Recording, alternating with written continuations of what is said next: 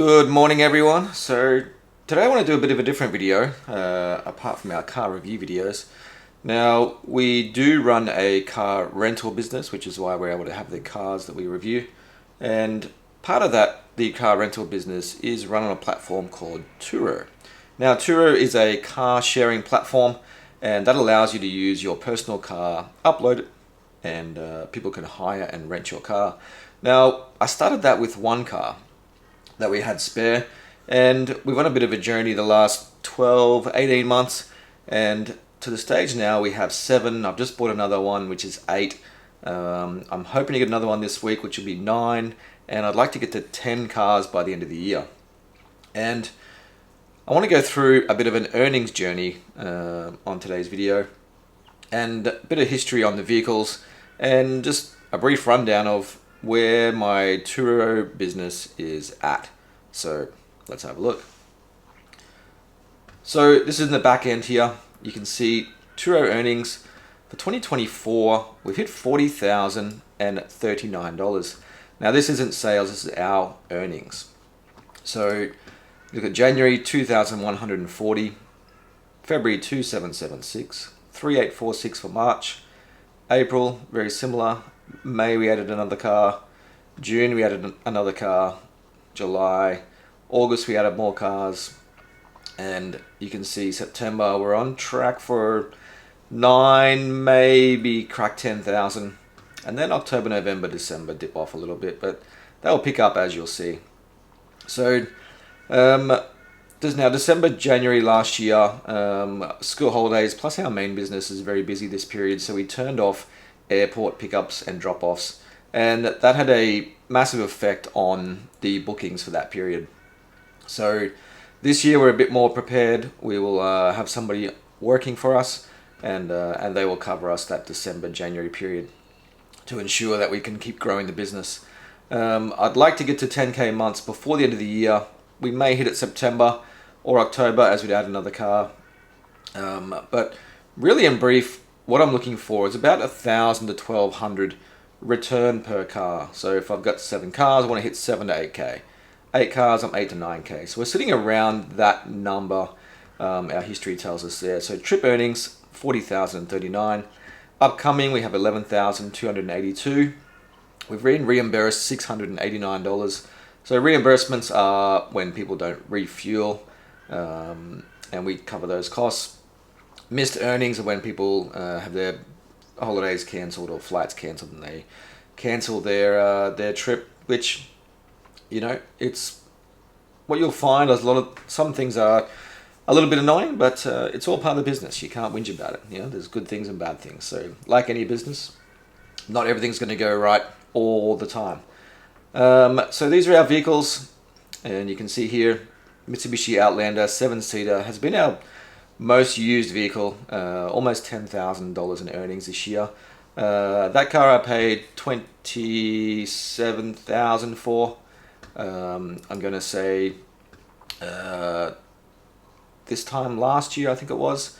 It's gone close to making $20,000 back already. So that car is almost fully paid off. The next 3, the LDV T60, the D90 and the T60, we got loans for all 3 of these this year.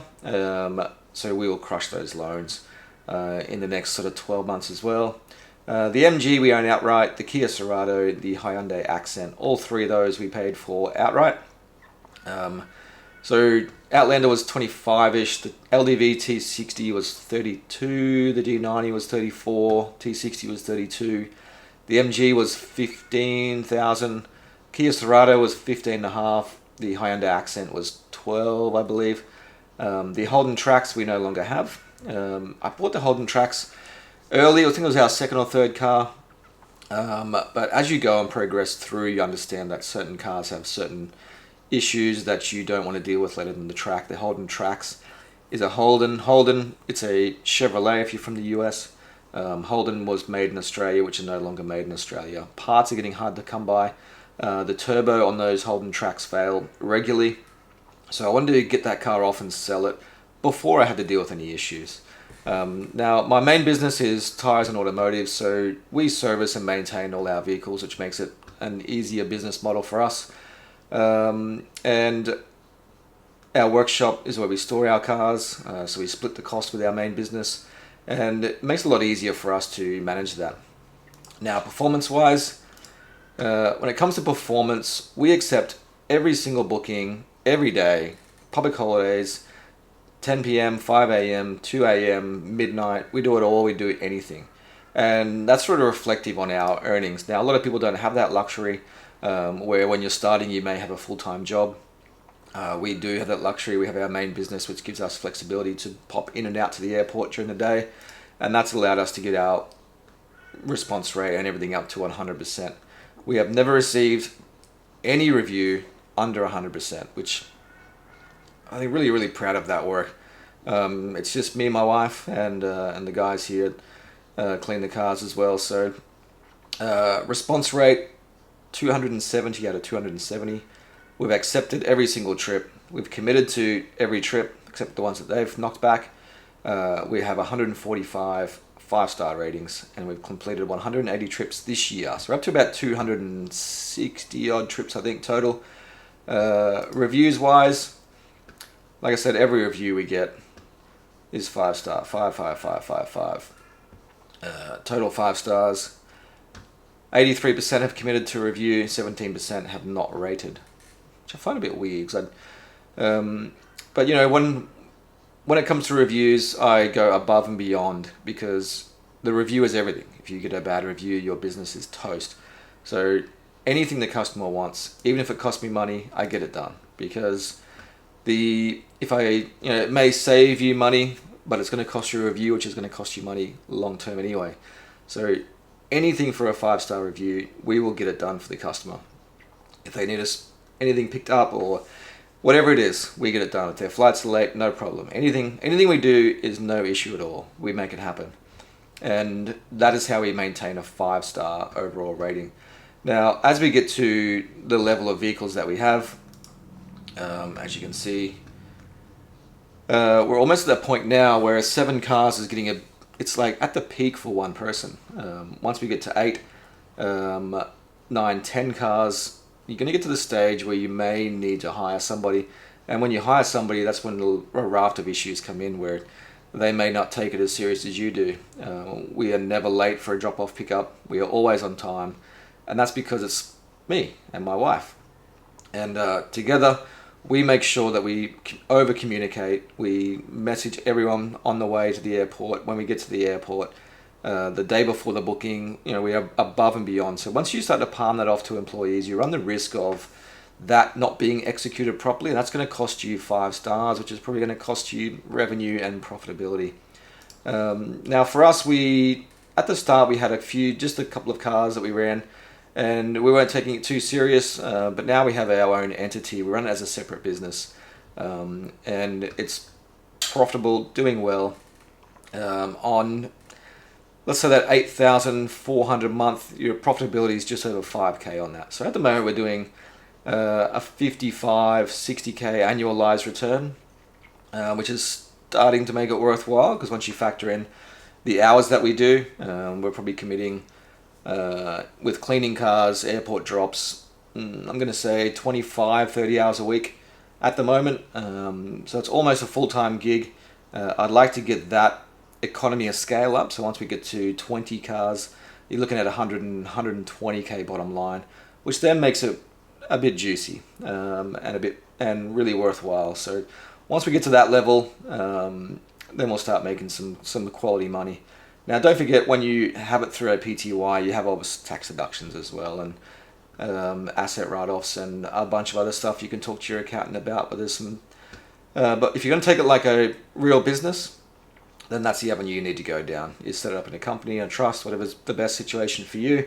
Talk to your accountant, and then you'll be able to get the deductions and write-offs through there as well. But it really depends on what you want to do long term. So if you have one vehicle, you're going to probably make, if you had that vehicle up 24 hours a day and you accepted every single trip, went above and beyond, you may look to make 1,000 a month. After then you have expenses, you're probably looking at about 6 to 8k per annum per car if you'll do it yourself. But a lot of people don't have that luxury or flexibility during the day. So Is it worth it for 1 or 2 cars? Depends on where you're at. If you can list a car, make 5K, and that can offset the cost of yours and your wife's car, yes, maybe it won't be worthwhile. I'm not sure in your situation, but for us, we're looking to grow a significant business out of this. We're going to keep adding cars that are working, so we'll add some more 7-seaters because that seems to be what's working here. Some more zippy little MG3s. We just bought a Mitsubishi ASX, which is sort of the next level up from an MG to a dual cab or 7-seater. I'm trying to fill that gap now. And then next stage for that, we're going to look at maybe some luxury vehicles and some high performance vehicles, maybe some Mustangs, Camaros, and hopefully down the track we'll look at adding some supercars which we could then use for real estate professionals and local proms and weddings and stuff like that as well. We'll see how that works, but so there we go. So it does get challenging on days like, I'm going to look at this day like Saturday here. So you got 5:30 a.m., a 9 a.m., a 9:30 a.m., a 10 a.m., and a 10 a.m. So that proves challenging. All these people on the same flight. So if you're doing that during work hours, you're going to have a hard time. Sunday, 5 p.m., 8 p.m., Monday, 1 p.m., 7 p.m., 8 p.m., Tuesday, 10 a.m., 10 a.m., 8:30 p.m., 12 p.m., 12 p.m., 5 p.m., 9 p.m., 9 p.m., 4 p.m., 8 p.m. So you can see the real advantage for us is 24 hours a day. And our competitors, the big brands, all close at 6:30, 6 p.m. So we pick up all that business. We're face to face. They get to talk to real people, and that's really where we're advancing our business. Now, once you're a Turo host, you're a power host, you get some power host business insights. And I'm going to quickly dive into this part here. If it's going to load, sometimes it doesn't load correctly. But if it's going to load for us, we'll be able to see some back-end data as well. It's a bit slow to load.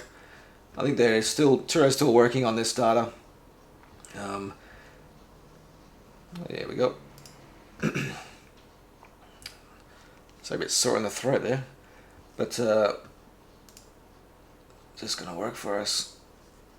But this gives us a lot of good insights into the back-end workings of the platform. And by using these analytics, once you start tracking things, you can really get into the nitty-gritty of your business and understand what cars work, what pricing works. So you can see here vehicle performance by vehicle, active vehicles 7, average trip earnings 1,200 per day, booked price still only 61%, which I find is weird because I find the cars are out all the time. 8.75% conversion. So these are the earnings per car for this vehicle in the current month, the median price, utilization, and page conversion. So you can see, you can use this data then to your advantage. So if we have a look back per month, and you can see conversion issues back here, utilization issues. So it was a price issue back then. Plus in that December, January period, we couldn't do a lot because we didn't have the ability to do airport drops. But you can see the cars 1, 3, 4, 5, 6, 7, and active vehicles in October 4. I'll have to look at that. Maybe that's why it's not being booked. Odd, but we have 7 going to 8 very shortly. So average utilization 53%, which seems low to me, but interesting to see what other people do. But yeah, it's good data to go back through. You can look at the previous month. So previous month for us was a very solid month. Utilization 94%, 90%, 84%, 74%. So yeah, some good, interesting data. Once you get to a power host level, you can see that data and continue to grow your business. Now, car issues. The Outlander has had 0 issues. It's been very good. The LDVs, all 3 are brand new, so there is no issues with them at all. The MG, someone hit a kangaroo, went straight over it, ripped the bumper off, ripped the rear bumper off. The process, that car was off the road for 5 months. The process for that was interesting, but I respect the Turo platform, so I won't dive into that too much. But there's a certain way to manage that that process which if you haven't done before, you may find interesting. The Kia Sorento has been an excellent hire. The Hyundai Accent also had an accident with the Kangaroo. We're currently replacing that bumper and getting it repainted at the moment. And they're the really only issues we've had because most of our cars are new, 2023, 2020, 21. The only oldest one is the Hyundai Accent, the 2016, but it's in very good condition, 40,000 Ks, and we service and maintain all our vehicles ourselves in-house. So there's no extra running cost, and we know that every car gets checked over once it comes back thoroughly by our mechanics, so there's no car has any issue ever, and customers can have confidence that they're booking our cars and that they are mechanically inspected. So there you go. That's our journey so far. Looking to get to 10k months. September, I think we're going to get there. The volume of calls and inquiries are still high, so this is a bit odd. I'm going to have a look into that October on why. Normally we're around that 4 to 6k mark early in the month. So that's interesting that hasn't picked up in December. December is interesting as well. It's not much happening in December, so let's see what happens. I'll check back in another month or two and see how high we can get these earnings. I'd like to get to 100k, which is 8k months, 10k months on an average would be nice. Sort of to start the new year and continue to grow the business and really see how far we can push this thing. So if you have any Turo tips or advice, be sure to reach out in the comments. Otherwise, I'll see you in the next video.